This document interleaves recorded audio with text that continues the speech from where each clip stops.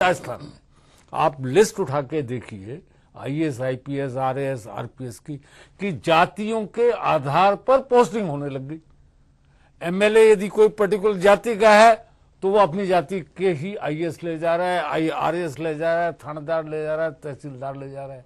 ये जातिवाद जो आ गया है भ्रष्ट तो ये सिस्टम में, करप्शन सिस्टम में मान गए भाई नेता और अफसर दोनों मिलकर खा रहे हैं।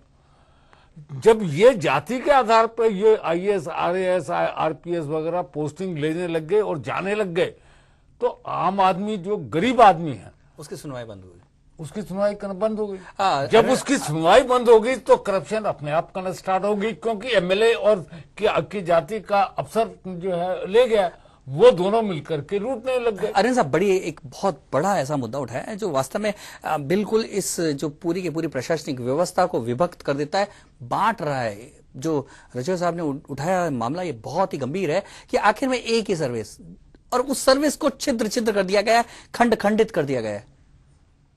बिल्कुल सही है, रजौया साहब ने सही बिंदु उठाया है। जाति पाति ये जो भ्रष्टाचार है, ये जो रिश्वतखोरी करते हैं उससे ज्यादा खतरनाक है। ये इसलिए करता है कि ये जो नेचुरल जस्टिस है, प्राकृतिक न्याय के लिए हमको लगाया जाता है कि लोगों के साथ न्याय करेंगे, किसी का पक्ष सुनेंगे, तो पक्ष सुनने से पहले जाति एक पूर्वाग्रह पैदा कर देती है। जैसे मैं जोधपुर का एक उदाहरण देता हूं, नाम नहीं बोलूंगा। मैंने किसी को, जनप्रतिनिधि को कहा, मैंने कहा नाकेदार ने तो बहुत चोरियां करी, मैं रोटेशन से लगाऊंगा सबको। अरे साहब मारे वो है ना, तो मारे ओ है मतलब मेरी इस जात का है ना। मैं कहता देखो जात वो मेरे लिए अच्छी है जो चुंगी ज्यादा बढ़ा के लाएगा। और नतीजा ये हुआ कि बाद में वो लोग समर्थन में भी आ गए। जब 2.5 करोड़ के कर्जे से नगर निगम 2.5 करोड़ फायदे में आ गई, तो पहले करके दिखाना पड़ता है। और ये चीज वाकई पूर्वाग्रह की बहुत खराब है। जाति की, जाति न पूछो साधु की पूछ लीजिए। अरे साहब, एक और बड़ा सवाल ये उठता है कि क्योंकि आप प्रशासनिक अधिकारी रहे हैं तो तमाम तरह के दबाव आते हैं और नेता ये कम से कम मंत्री, विधायक ये तो दबाव डालते हैं कि आप ऐसा काम कीजिए, वैसा काम कीजिए। तो कैसे बचते हैं आप, कैसे बचे आप, या जो लोक सेवक हैं वो कैसे बचते हैं, कैसे रास्ता निकालते हैं? प्रताप जी, अगर अतिशयोक्ति नहीं लगे, मेरा नागौर से ट्रांसफर हुआ, पूरा जिला बंद हो गया जी। समित, ये पुरानी बात है, आप कहोगे साहब पुरानी बात थी, 15 साल पहले ऐसा होता था। समित शर्मा का हाल में ट्रांसफर हुआ, पूरा नागौर बंद हो गया। मैं ये कहता हूं कि जो जनता, आम आदमी, किसान है, मजदूर है, जिसको हम अनपढ़ मानते हैं, जो शिक्षित नहीं मानते हैं, कहीं न कहीं उनके अंदर राम जिंदा है। और वो जो राम जिंदा वो निर्णय कर देता है कि ये बात सही है और ये बात गलत है। तो जो लोग ये बहाना करते हैं कि क्या करें जी, मैं नहीं समझता। मेरे तो 37 साल की सर्विस में ऐसा कोई अवसर आया कि साहब थोड़ी परेशानी आती है, फिर हम मुड़ के कह देते हैं नहीं कोई बात नहीं, शिकायतें होने दो। लेकिन ऐसा कई बार रजौया साहब ऐसा होता है कि जब इस तरह के निर्णय करते हैं तो बैक ऑफिस में डाल दिया जाता है, फ्रंट ऑफिस से जो अधिकारियों को बैक ऑफिस में। और क्योंकि आप तो पुलिस के अधिकारी रहे हैं, बहुत ऊंची जगह पे रहे हैं, आपके ऊपर तो बहुत जबरदस्त दबाव आए होंगे। कैसे झेलते थे ऐसे दबावों को? देखिए, सरकार के पास में, राज्य सरकार के पास में 2 ही अधिकार है। एक तो सस्पेंड करने का अधिकार है जी, और एक ट्रांसफर करने का अधिकार है। नौकरी से बाहर निकालने का अधिकार आईएएस, आईपीएस को नहीं है जी। ये अधिकार जो है सस्पेंड, यदि अपन ये मान लें कि भाई ये इससे ज्यादा करी क्या सकती है। हमें तो राष्ट्रपति ने अपॉइंट किया है। जिस सरकारी अफसर ने ये सोच लिया कि मुझे प्रेसिडेंट ऑफ इंडिया ने अपॉइंट किया है, 120 करोड़ की जनता ने जिसको चुना है, वहां वो फिर एमएलए एमपी की परवाह नहीं करता।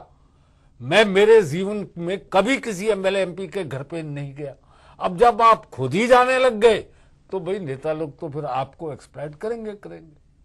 बेसिक चीज क्या है कि हम लोग जो अधिकारी हैं इसमें कई तो बहुत अच्छे हैं, कई बहुत एवरेज हैं। जैसे कि पहले चीज अपनी आत्मा से ये सोचो भाई हमें जो तनख्वाह मिल रही है वो तनख्वाह टैक्स से मिल रही है। और टैक्स कौन दे रहा है?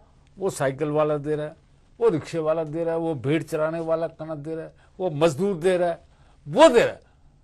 बड़े बड़े जो बिजनेसमैन हैं वो तो टैक्स अपना बचा लेते हैं। पॉलिटिशियन के प्रति जो अकाउंटेबिलिटी है उससे जनता की ओर करें।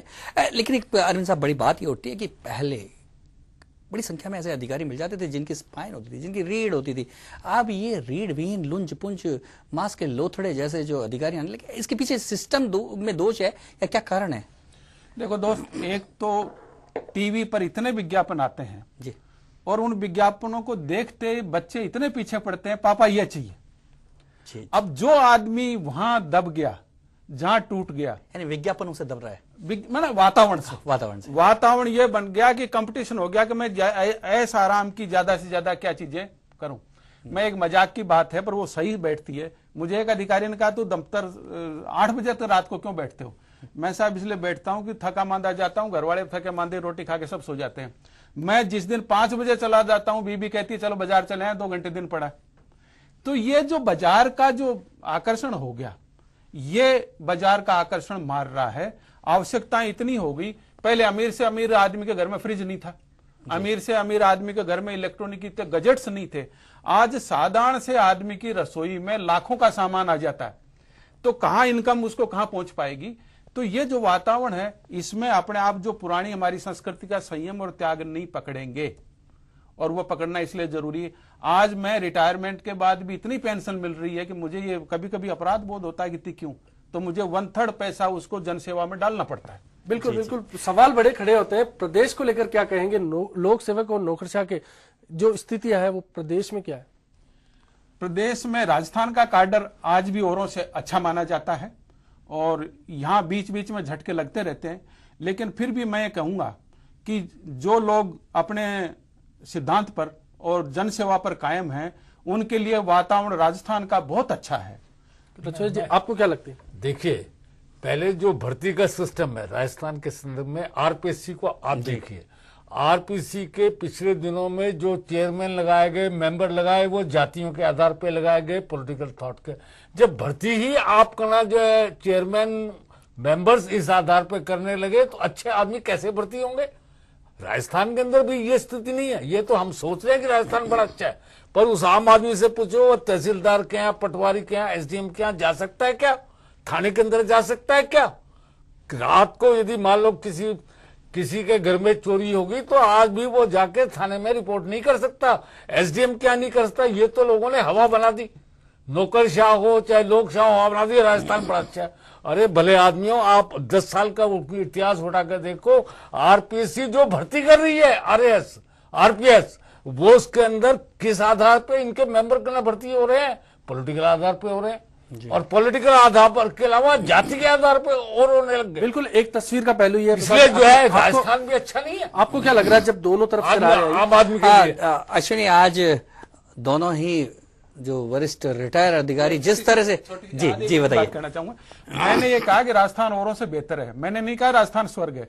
जी, आप राजस्थान में रेल में जाइए, आपका बिस्तर कोई बाहर नहीं फेंकेगा जी। आप बिहार में जाइए, आपका बिस्तर उठा के कंपैरेटिवली राजस्थान आज जो दोनों, राजस्थान इसलिए अच्छा नहीं कि राजस्थान का प्रशासन अच्छा है, राजस्थान के लोग अच्छे हैं, संस्कृति अच्छी है, जो है अच्छा है। तो बिल्कुल राजस्थान के नौकरशाह की बिल्कुल अश्विनी, आज जो दोनों ही जो वरिष्ठ जो रिटायर अधिकारी जिस तरह से शेर की तरह दहाड़ हैं, यदि ऐसी दहाड़ अभी जो वर्तमान अधिकारी करने लगे, नेताओं के आगे झुकने से बंद कर दें और रीढ़ की हड्डी को मजबूत कर लें, तो मुझे लगता है कि कम से कम, जैसा रचोया साहब ने कहा, कि राजस्थान में भी एक बदलाव की दिशा दिखेगी। और जैसे हमारी संस्कृति है उसके हिसाब से यदि नौकरशाह भी चले, निश्चित तौर पे कम से कम देश में बदलाव नहीं आ पाए, तो राजस्थान में तो सारे के सारे नौकरशाह लोक सेवक बन सकेंगे। बिल्कुल अरविंद जी, आप इस खास चर्चा में पधारे। रचोया जी, आप पधारे, आपका बहुत बहुत शुक्रिया। इस खास चर्चा में आज के लिए इतना ही। चलते चलते आप देखिए क्या कहती है कवि की कलम। नमस्कार।